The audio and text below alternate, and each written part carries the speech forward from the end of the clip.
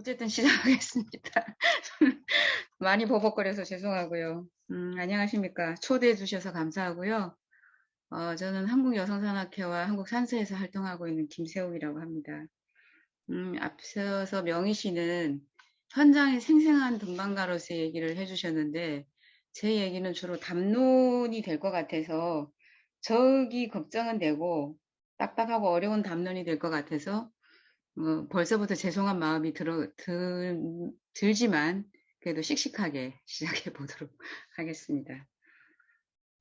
제가 오늘 발표할 주제는 등반하는 여성들의 주체적 서사라는 딱딱한 문장입니다. 저는 그 인생의 후반부에서 상과 여성학을 만나서 아주 행복하게 살고 있고요. 그러니까 제가 오늘 얘기할 틀거리는 여성주의입니다. 그래서 좀 언어가 좀 거칠고 좀 딱딱하고 좀 들어보지 못한 생경한 소리도 할 수가 있습니다. 그래서 좀 접근하기가 조금 부담스러운 면도 있고, 저도 산에서도 평화롭게 잘 살아야 되는 사람이기 때문에 그런 정치성을 발휘해서 발언의 수위를 더 조절해보는 전략을 가지고 해보겠습니다. 처음 듣는, 저는 이제 사람이 존재와 경험을 넘어서는 사람은 없다고 생각해요. 그래서 젠더적으로 여성이 아닌 분들은 제 말이 좀 어려울 수도 있는데, 저런 감수성도 있구나. 그렇게 생각하면서 재밌게 들어주셨으면 좋겠습니다. 오늘 제가 할 제목은 여성들의 주체적 서사인데요. 어렵습니다. 근데 주체란 말은 저는 여러 가지 담론이 있지만 자신의 의지대로 삶과 욕망을 선택하는 힘을 가진 존재, 그러니까 의지를 가지고 자신의 의지로 뭔가 결정을 해서 선택을 하는 그런 존재를 주체라고 바라보고요. 서사는 이야기입니다. 이야기이긴 하지만 단순한 그냥 이야기가 아니고 배경이 있고 논리가 있고 맥락이 있고 역사가 있는 좀 무거운 얘기, 무게 있는 얘기라서 서사라고 했습니다. 제가 오늘 주로 말씀을 드릴 틀거리는 여성주의 페미니즘입니다. 페미니즘이라고 하면 여성의 당파성을 가진 거 아닌가, 여성의 당파성이 강조돼서 그렇게 받아들이시는 분들이 많은데요. 제가 배운 여성학은 권력의 문제를 들여다보는 눈을 가지는 겁니다. 세상의 모든 사람의 관계, 그다음에 정치적인 맥락 이런 데는 권력이 작동을 합니다. 권력의 문제, 권력이 어떻게 작동하는지 관계 속에서, 그리고 그 권력이 어떤 차별을 만들어내는지를 구별해내는 감수성이 바로 여성주의라고 생각하고, 그런 기조로 오늘의 얘기를 해보겠습니다. 이 소리는 뭔가요? 저한테 나는 소리는 아니죠. 자, 저의 등반 얘기를 잠깐 해보도록 하겠습니다. 제가 산에 온 건 한 18년 차 되더라고요. 지독한 몸치인데 등반을 오래 하고 있습니다. 저는 KT 민주노조에서 10년의 노동운동을 했습니다. 정치적 올바름을 강한 이데올로기로 가지고 열심히 노동운동했고요.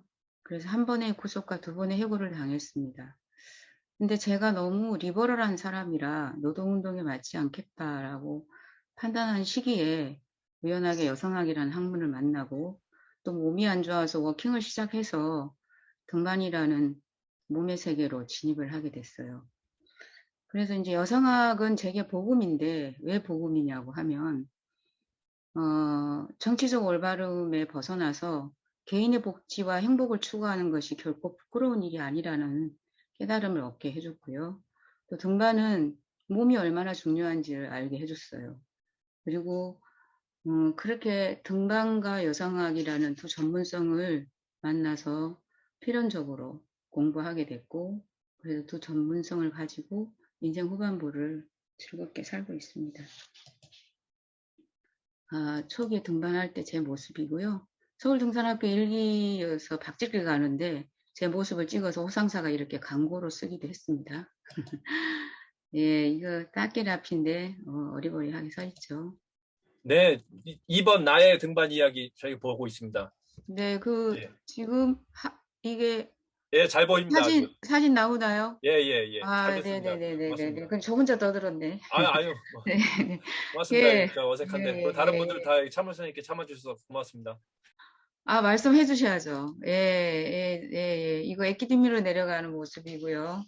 예, 일본 북알프스 동계 등반도 나름 했습니다. 이렇게 나름의 경험으로, 전문 등반 여성의 등반성과 주체성에 관한 연구라는, 여성주의라는 틀거리를 쓰긴 했지만, 등반의 인문학적 연구를 너무 하고 싶어서 해냈고요. 부족하지만, 우리 김영도 선생님이 아무것도 없는 데서 고생했다라고 말씀을 해주실 만큼 열심히 했습니다. 이제 등반의 얘기를 좀 할까요? 처음에 저는 이제 몸이 안 좋아서 워킹을 시작했는데, 산에 온 건 그냥 여기인 줄 알았는데, 산에 엄청난 인간의 역사가 있었습니다. 그리고 참 이해가 안 됐어요. 아무것도 생산하지 않는 등반에 왜 목숨을 걸지? 네, 그렇게 들여다보니 정말로 놀랍고 매력적인 인간의 역사가 거기 있었습니다. 그런 인간의 역사에 감동을 받고 몸으로 하는 등반보다 머리로 하는 등반 공부를 먼저 시작을 했어요. 이제 여러분도 아시다시피 이제 근대 등반이 250년 정도 됐고, 등반의 초기에 등반은 엄청난 재화, 물질, 사람을 동원할 수 있는 귀족들이 할 수 있었습니다. 엘리트들이 했고요. 그다음 유럽에서 아시아로 넘어오면서 국력 가시의 수단으로 등정주의, 업적주의, 일등주의. 그러니까 등반은 도전과 정복이라는 남성적 패권의 경합장이었다고도 말할 수가 있습니다. 그래서 산에 가고 싶은 여성들의 접근은 굉장히 어려웠고 그만큼 여성들은 좌절하고 상처받았습니다. 산에 가고 싶은 여성들은 그래도 산을 갔습니다. 어떻게 갔을까요? 네, 치마 입고 갔습니다. 이렇게 치마 입고. 이거 라이언드 메스너의 온탑이라는 그 책의 첫 장입니다. 첫 장을 딱 넘기면 이 치마 입고 등반하는 두 여성의 사진이 나옵니다. 때론 한 장의 사진이 그 어떤 언설보다 더 많은 서사를 드러내기도 하지요. 이 사진을 본 순간 저는 한동안 얼어붙어서 아무 말도 할 수가 없었어요. 한 번도 상상해보지 않았어요. 치마를 입고 산에 간다는 것을. 발목까지 오는 치렁치렁한 치마를 입고 변변한 장비도 없이 두 여성이 이 밧줄 하나, 안 잘린 이 밧줄 하나를 가지고 뭐 홀들은 좋아 보이지만 이 각도가 꽤 있는 바위를 등반하고 있습니다. 이 사진이 저로 하여금 여성에 관한 등반 논문을 써야겠다고 자극한, 추동한 계기도 되기도 했습니다. 몇 년 전에 울주영화제 메스너가 왔어요. 그래서 네 허락도 안 받고 내가 이 사진을 썼다. 미안하다 그랬더니 아주 잘했다고 이렇게 사인을 해줬습니다. 네. 그 여성의 치마는 여성어각과 섹슈얼리티 통제의 상징입니다. 이건 또 많은 얘기가 있는데 이 자리에서는 할 수가 없고요. 어쨌든 그런 여성 섹슈얼리티 통제의 상징인 치마를 입고 산에 간 여성들이 여성 근계의 현장인 산과 등반에 균열을 내고 자신이 가고 싶은 산을 가면서 욕망을 실천했어요. 그런 여성들의 예의들이 제 눈 속에 하나하나 들어왔고 그런 여성 등반의 역사를 공부하기 시작을 했어요. 근데 등반은 어쩔 수 없이 남성 중심성을 가지고 있어서 여성들을 불편하게 했습니다. 한동안 지금도 뭐 많은 것들이 달라지긴 했지만 여전히 남성 중심성이 강한 게 등반 문화죠. 근데 여성의 등반은 등반 역사의 스캔들로까지 불려졌어요. 이분 18살 때 몽블랑을 등정했습니다. 그런데 그때 남자들이 보낸 야유가 등반 역사의 스캔들이다. 자기 힘으로도 안 갔다. 업혀서 갔다. 뭐 이런 식으로. 그리고 평가를 하기를 남성들의 부추김과 그 대중적 명성 때문에 갔다고 했어요. 어쨌든 여성의 몸으로서 초등을 한 건데 그 등반성은 인정해주지 않았던 거죠. 남자들도 대중적 명성 추구하고 남자들도 여성의 부추김 받습니다. 근데 이분만 비난을 받았어요. 남성 중심성에 대한 예들을 좀 한두 개 더 살펴보자면 영국 알파인 클럽이 1857년에 창설됐는데 여성은 가입시키지 않습니다. 알파인 클럽에 출입도 시키지 않습니다. 그래서 영국 여왕님도 그 클럽은 못 들어간다 하시더라고요. 저희 나라도 전통이 있는 꽤 큰 등산학교가 70년대 개고 당시에 여자들을 입학시키지 않았어요. 유수의 산악회들도 여성 입회를 금지한 역사들이 있습니다. 제 개인적 경험을 가지고 얘기하자면, 제 이제 등반을 같이 했던 오랜 선배가 툭 하면 이렇게 말했습니다. 여자는 과일 가져오지 마, 먹을 것만 가져와. 그래서 제가 가만히 있지 않았죠. 선배는 이렇게 말하면 안 돼? 세호가 너는 나보다 키도 작고 힘도 없으니까 자일은 가져오지 말고 대신 다른 장비를 가져와. 이렇게 말해주면 좋겠다고 했더니 그 선배가 잘해줘도 지랄이냐? 라고 말했습니다. 네, 이렇게 남성의 가부장성은 뭐 어쩔 수 없는 거라 하더라도 여자들의 가부장성도 역시 우리한테 상처를 줍니다. 오늘 제가 속해 있는 산악회 여자분이 이렇게 말씀하시더라고요. 세옥씨 그렇게 바른 말을 자꾸 하면 남자들이 싫어해. 네, 근데 그 여성들의 가부장성은 자신의 생존 전략입니다. 여자들이 두 가지 방법으로 크게 자기 정리를 하죠. 가부장성하고 마주치면 수능에서 예뻐 보이거나 저항해서 싸우거나. 네. 그런데 이제 등반을 하는 여자들은 되게 독립적이었고, 그러니까 대체적으로 순응하기보다는 저항했다고 볼 수 있겠죠. 등반은 예측 불허한 자연의 변화에 대응하면서 주어진 장애를 극복하는 운동입니다. 자연의 오목함과 가변성으로 항상 위험이 상존하고, 그러니까 물리적으로 강하고 제도적으로 유리한 남자들도 추구하기 어려운데, 이런 등반과 알피니즘을 자신의 삶을 관통시키는 태제나 세계관으로 받아들이는 많은 여성 등반가들이 존재했고요. 여자들은 이런 여성 등반가들은 자신의 등반을 하면서 자주적인 등반가로 성장을 했습니다. 강한 여자들이 강한 등반가가 되고 강한 인간이 되고 강한 주체성을 유지할 수 있었어요.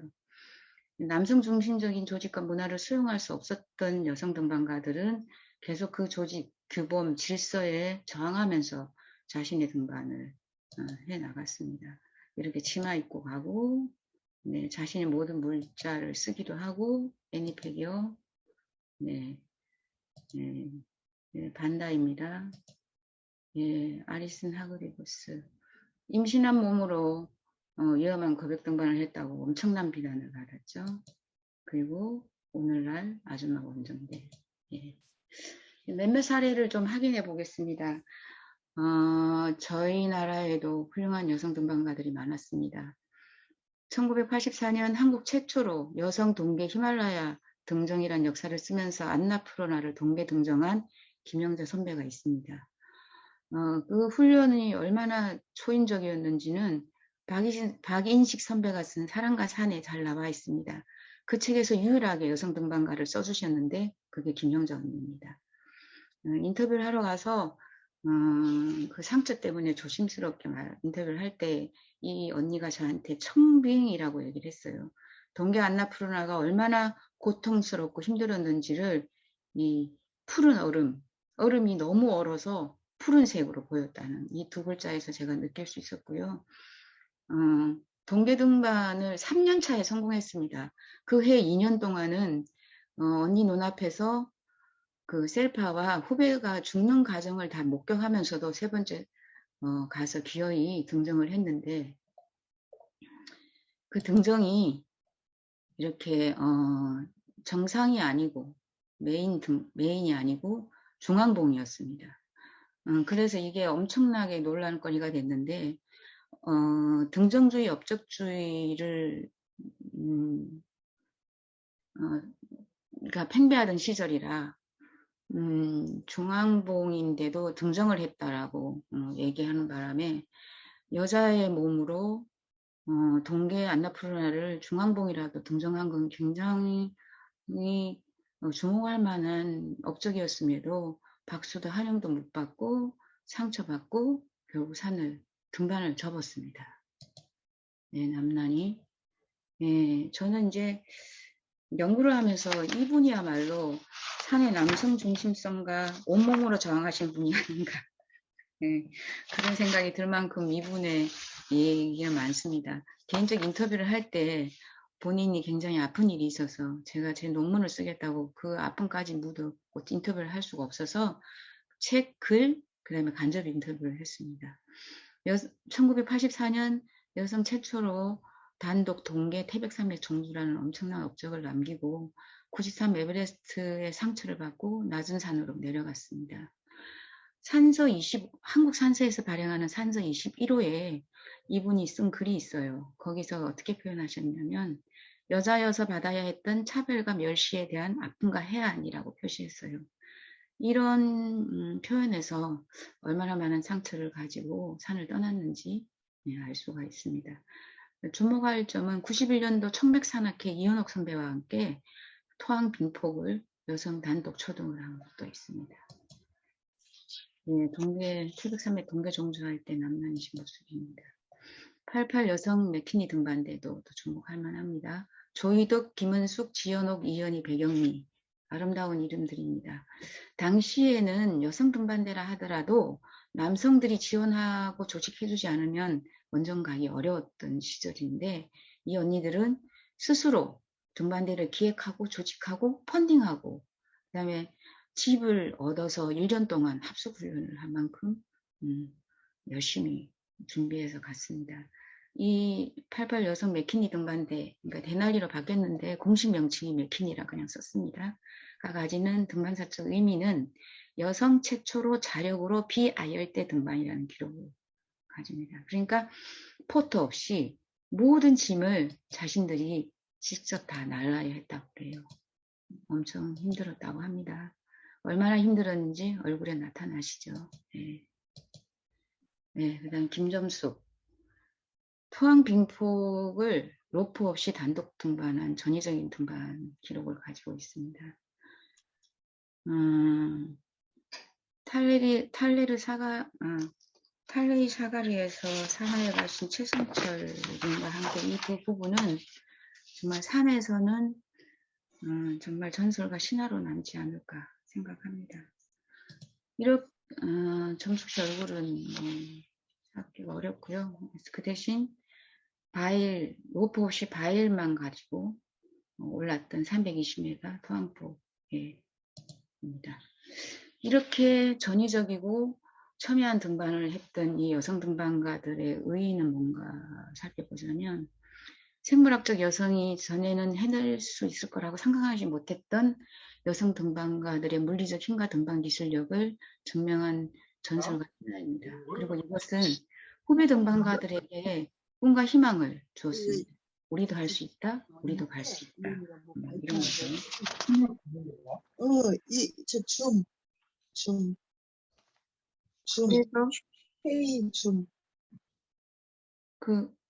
그렇게 이제 이 언니들을 따라 후배 등반가들이 열심히 등반하고 아까 명희 씨가 발제해 주신 대로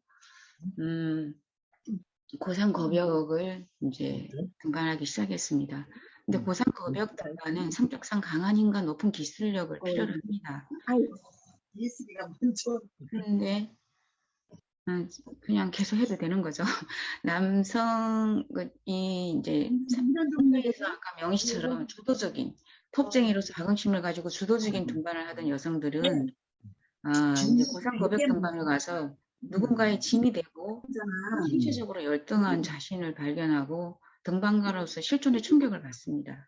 그게 결코 몸이 약하거나 피지컬이 취약한 부분이 열등한 것이 아님에도 불구하고 자신이 누군가의 짐이 되거나 뭘 해낼 수 없다. 엄청난 충격을 받았고 그런 등반에 대해서 자기 자신의 등반가로 위치에 대해서 다시 생각을 하게 됩니다.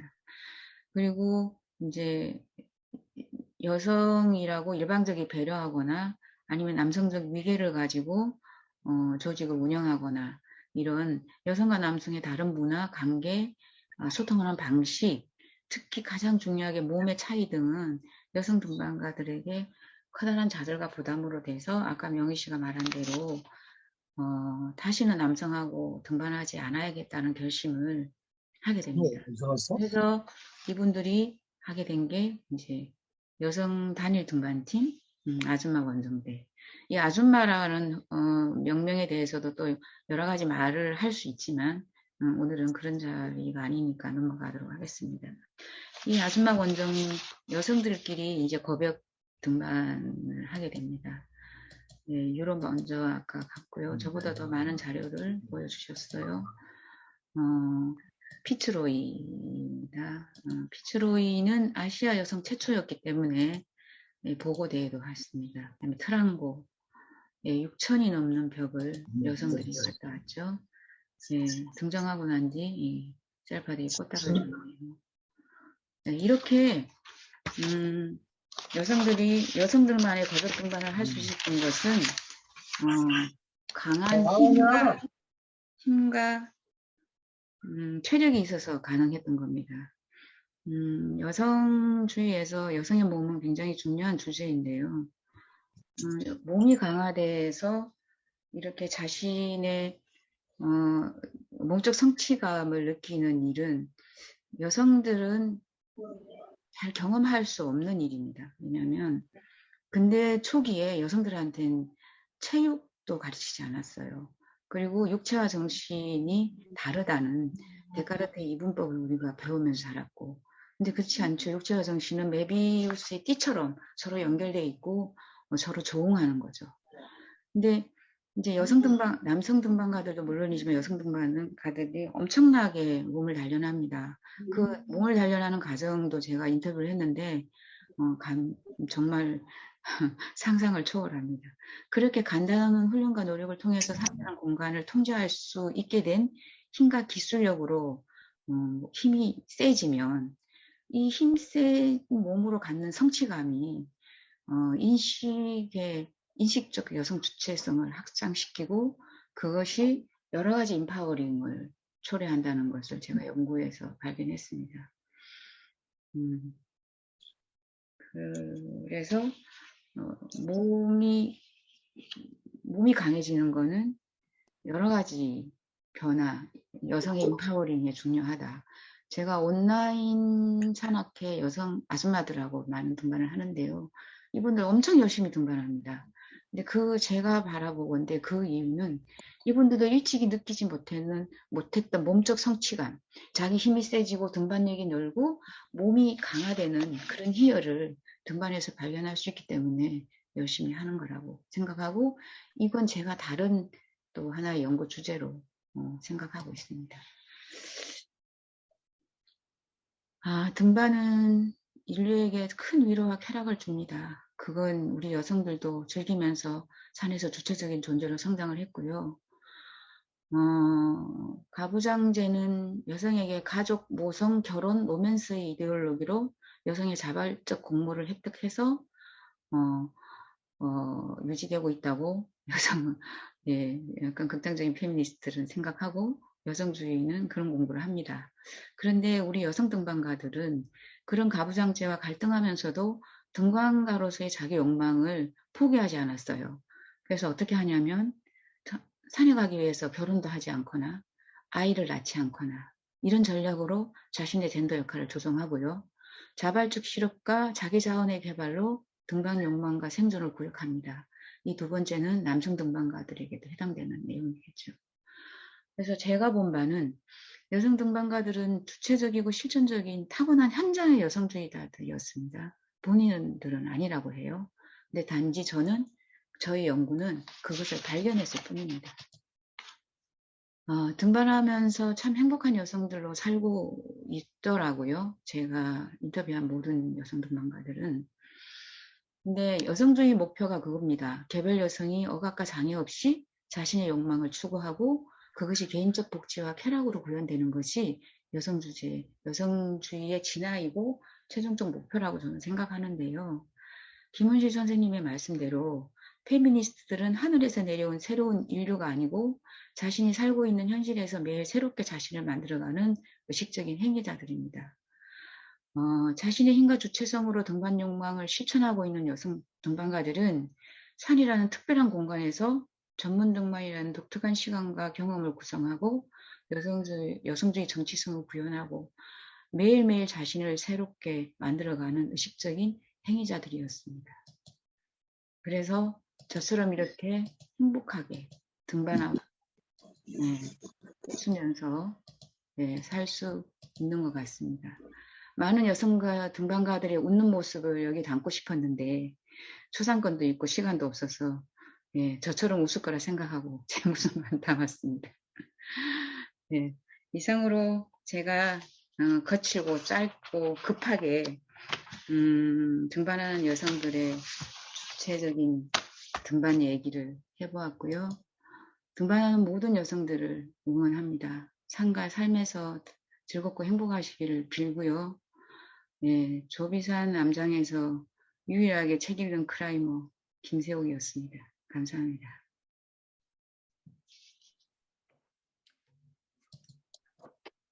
네, 아주 좋은 내용으로 학문적으로 되게 깊은 내용들을 발표를 해주신 것 같습니다.